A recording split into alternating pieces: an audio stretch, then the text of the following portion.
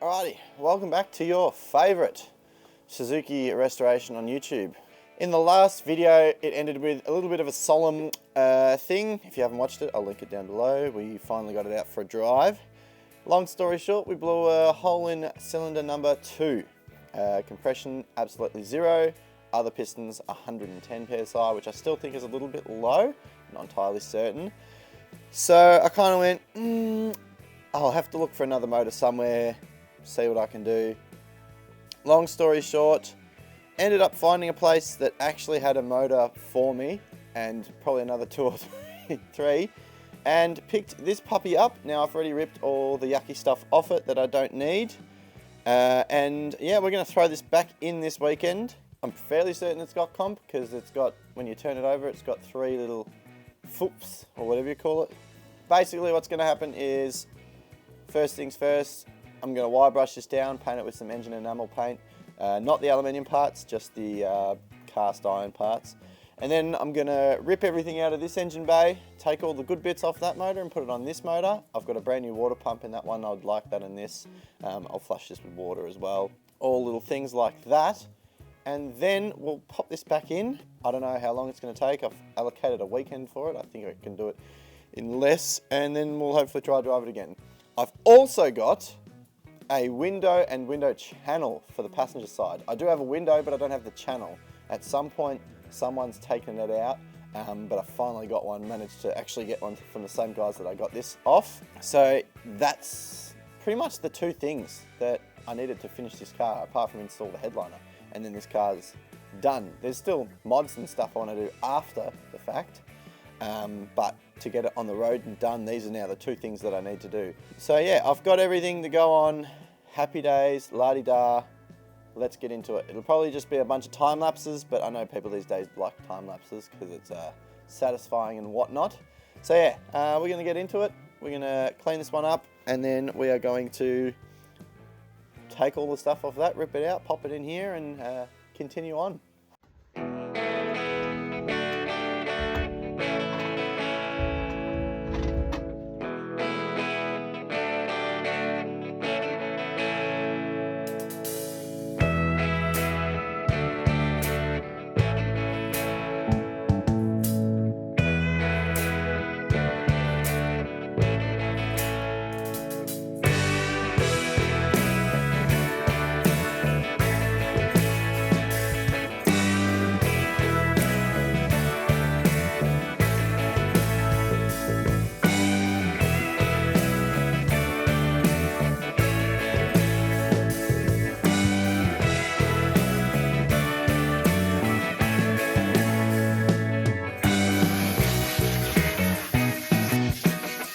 Alrighty, so we now have our engine masked up. So this is the head, this is the block, this is the crankcase, that's alloy, and that's cast iron. So I just want to paint the cast iron bit nice and black. I have a bottle of this stuff, engine enamel paint from Super Cheap.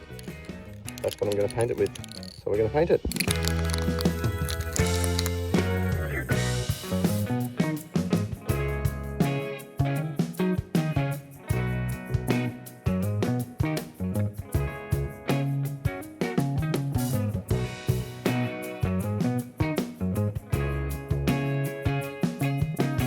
Now I'm going to let it dry for 15 or 20 minutes and I'll come back and do a second coat to make everything schmicko. Whilst we wait for paint to dry, we're going to take the water out of this thing because it's full of water. So I've got to move that thing to move this thing. It's just got water in it, no coolant. So I'm just going to drop it on the concrete. It's water. Water goes in the ground. So it's fine. Don't come at me, EPA.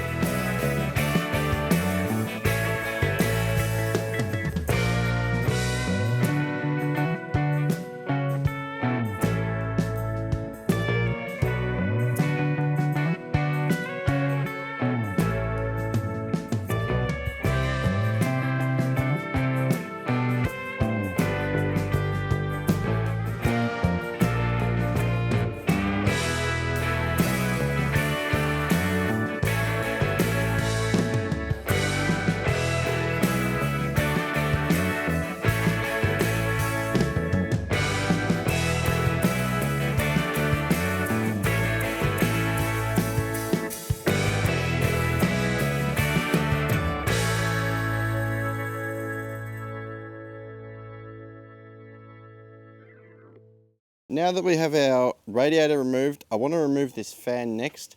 This is in really good condition and I do not want to break it. I don't think you can get them that easily. I do have technically a spare with the other motor, but it's pretty old, pretty crackly, whereas this thing almost looks new. I don't even know what's next. Start ripping more stuff off.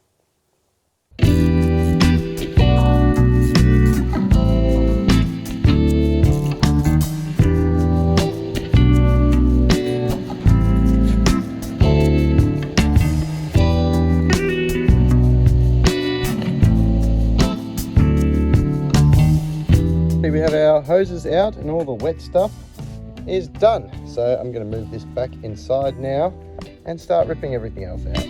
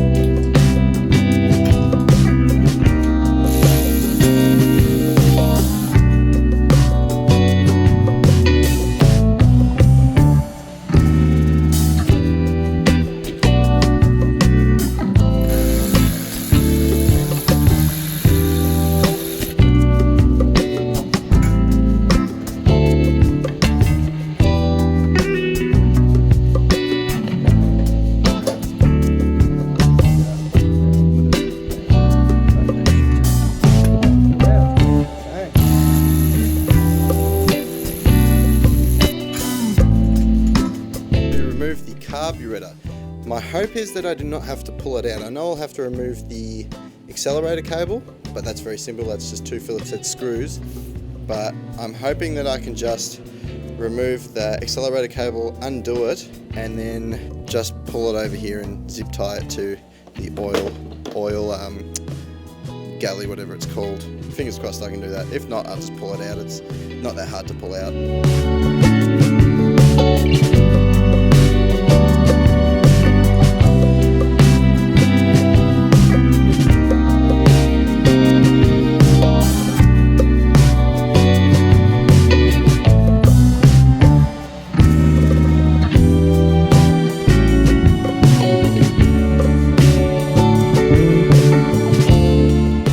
Next thing for me to remove is the oil feed line. So that's this line here. There's a little banjo fitting down there. I haven't been looking forward to doing it because I know it's going to leak oil everywhere. Nothing to it but to do it, I guess.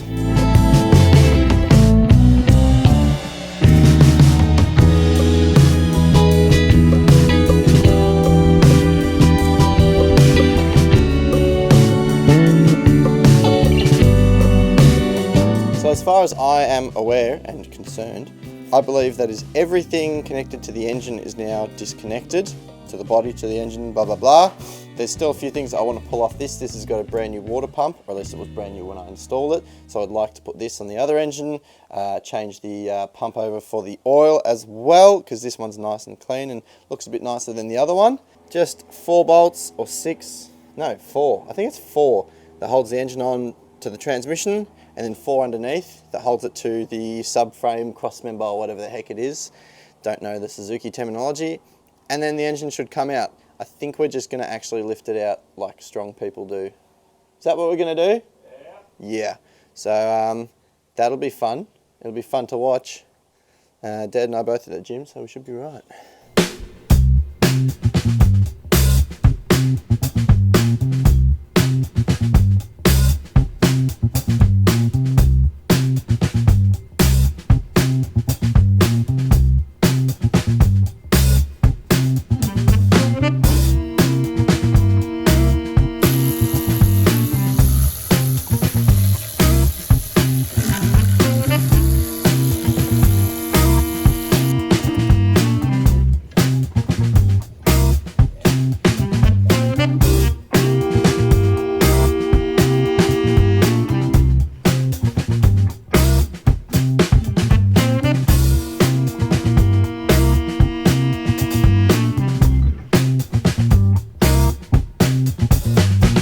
So we have our two engines side by side. So far so good, everything seems the same. We've noted that the exhaust manifold is different. Hopefully we don't have to change it. Yeah, I just gotta basically put all the stuff off this on here, take the water pump off, put the new water pump on, dizzy, oil pump, starter, everything, and then it can go back in the car. But I'll probably just do the water pump and the oil pump, and then we'll put it back in the car rather than everything, because that's just gonna make it heavier and harder for us to put in.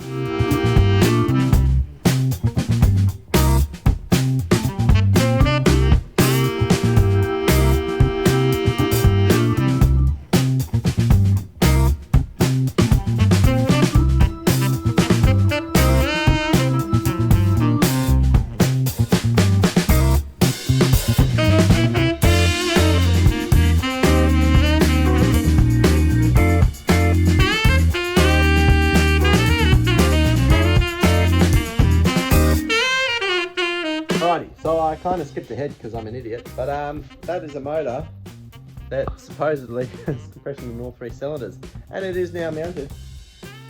Let's actually show it in the car, which is awesome. This motor here is supposedly cactus. No, not supposedly, it is cactus. Let me show you. So what we did here was pulled the exhaust manifold off. On the floor there. We pulled them both off because I was concerned they were different, because this one doesn't have the same ribbing as that one. They're the same, so it's okay. Anyhow, what we did was we rotated the engine, and you can actually, let's see if we just do that, get your finger in there, and I can feel the hole in the piston. I can also feel that the piston is cooked. It is just not loving life. I'd love to be able to get a camera in there. Unfortunately, I cannot, but it is definitely not loving it. So I'm really keen to actually pull this off and see what the damage is. I'll do that at some point, but that's not a today thing. I realized also that I actually painted this engine matte, and I've painted this engine gloss, and I think I actually prefer the gloss, so I'm happy I've done that. A few other things we've done is little fittings and stuff. We've just taken them out, put new Teflon tape in, and then clean them up. So there as well, there as well. So now I can finally put everything in, which shouldn't take too long. Unfortunately, I think that's going to be a tomorrow task because I'm running out of time for today. Now, I honestly could have done all this much quicker, but I'm kind of not that quick. We definitely made it a bit hard on ourselves putting it in by hand. Wasn't good for the back, whoopsie daisies, but this is in. Hopefully it's timed right. It's not 180 out, but I've got it topped in center, and I've got this facing to cylinder 1, so we should be schmicko. I will do some timing there with a timing light, maybe advance it a little for some more powers. Anyways, spark plugs are good. So yeah, now I'm just gonna button everything up, put everything on. This will happen tomorrow, but before we start it, I want to turn it over and make sure I've got oil in all of these oil lines heading to the cylinders. There's all these lines down there. I need to make sure it's all getting oil. I also want to make sure that it has got compression. Even if it's low, it's better than no. Well, no. Low compression is not good, but still want to compression test it just so I know. I'm happy at around 100 psi to 120 psi is the hope. But lucky for me, I get to go ahead and install all the fun go fast bits. Not that it really goes fast, but it's still fun. And hopefully it'll go faster than that car, because that car does not go very fast right now and should go much faster. Anyways, let's get to it.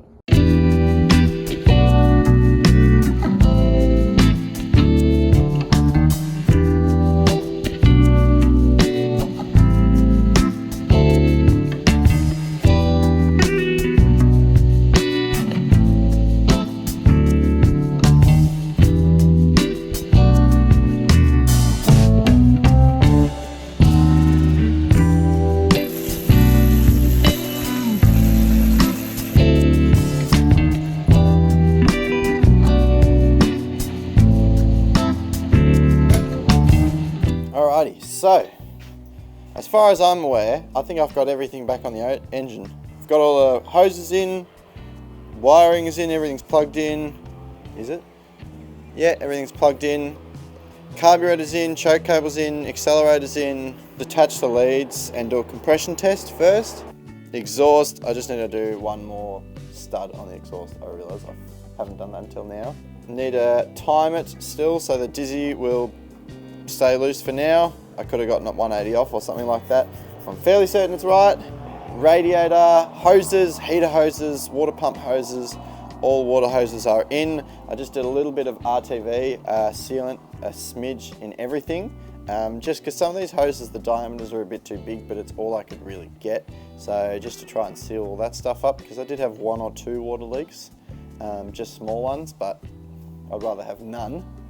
Most people would rather have none. So that's all in. So next thing to do is pop the drain plug in. I'll pop some water in it and then we'll compression test it and then make sure the timing is right. And then we'll send it. That's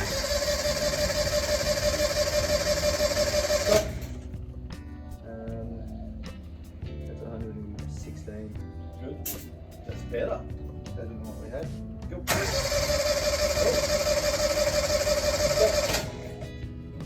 Actually a bit higher. I'd say 2 or 3 psi. Good. Is it screwed in?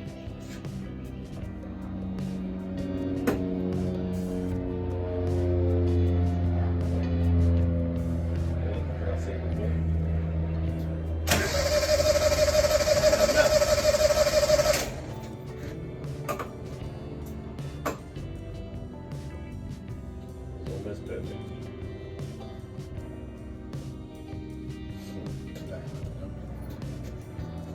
Ready? Yep.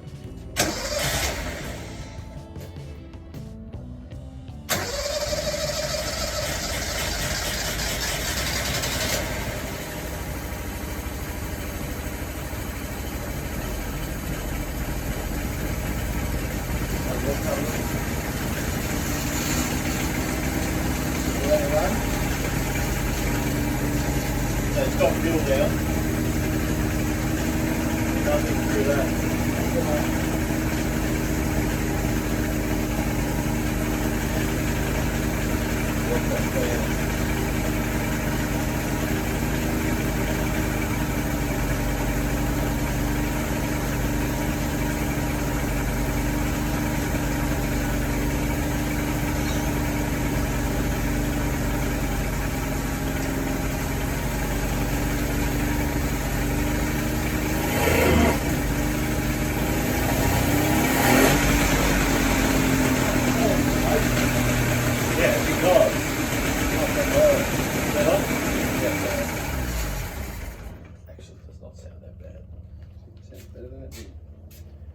Do I just do one more compression? Yeah. The reason it's not blood smoke, you know what? It's because it's not getting oil. No oil.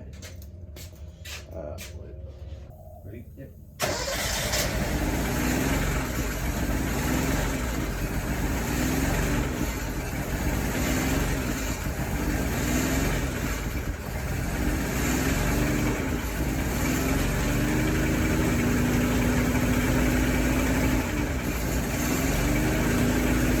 Where it needs to go.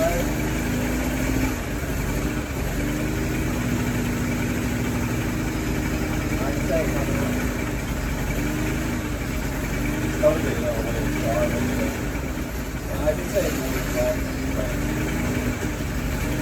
You can see that back with the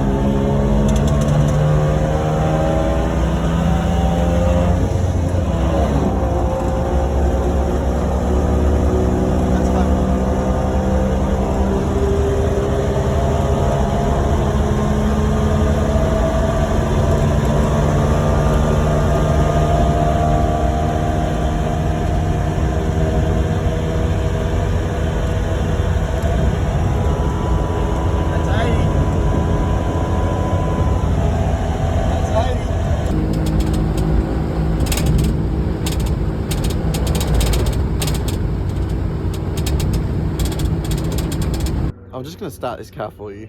I don't think I've got any cars that start as good as this. Bang, ignition's off.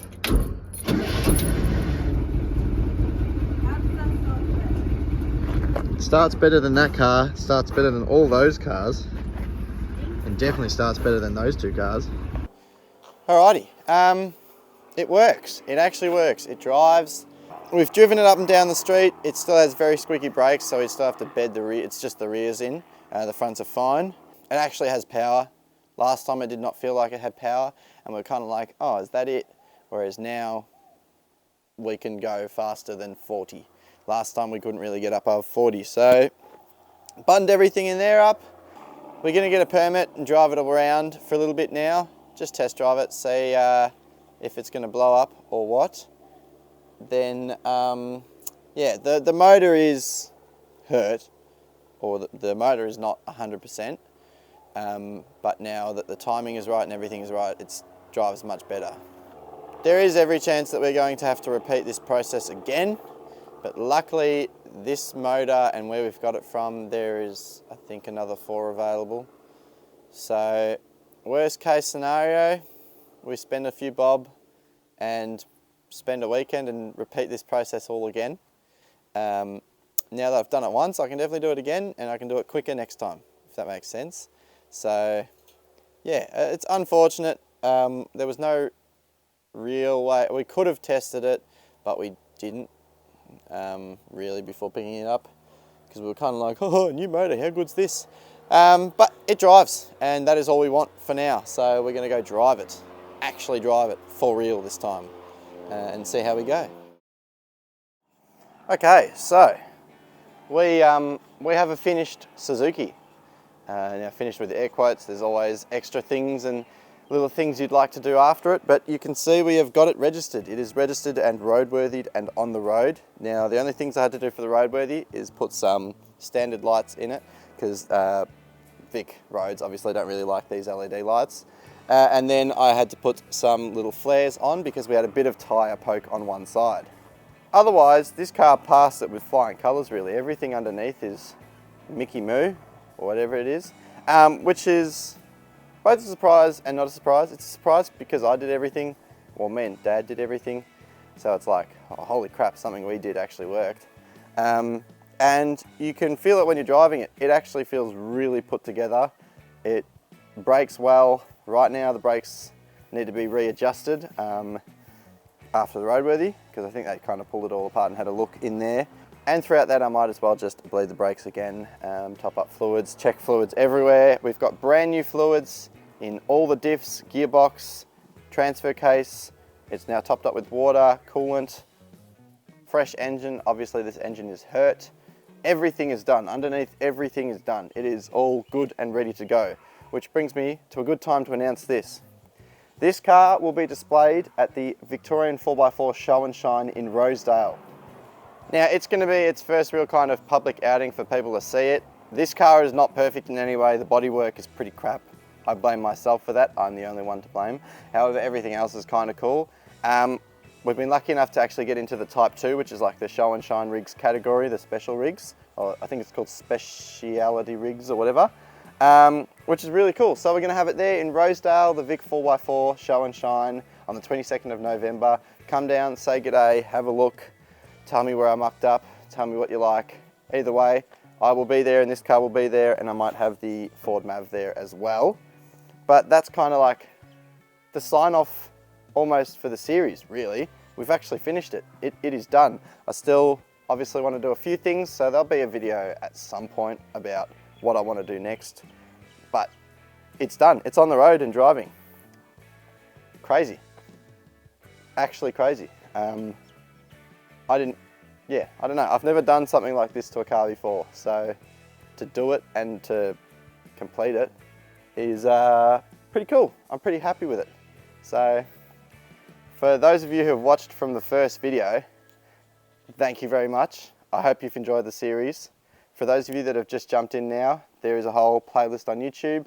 If you want to watch it, go ahead and watch it. I started this car when I was 15, so obviously the videos then weren't that good, but sort of my videography, if you could even call that, my presenting and the car has all progressed throughout. But those of you who have seen the series, thank you so much for watching. Thank you for watching this episode. I don't really know what else to say. We're kind of done, man. I don't really know what to do. Well, I know that there's other cars coming next, but in terms of this car, I'm just going to enjoy it. I really want to enjoy it. I want to drive it. I want to enjoy it, build it, do what it was built to do, which is go have some fun on some four-wheel drive tracks, cruise beach road. If you ever see it on the road, take a picture, say g'day. Yeah, I just want to enjoy it now, and that's what I'm going to do. And thank you for watching. I really appreciate it. And I will see you all in the next build, which will be coming soon, whenever I decide it is coming. At some point, you'll see the next build.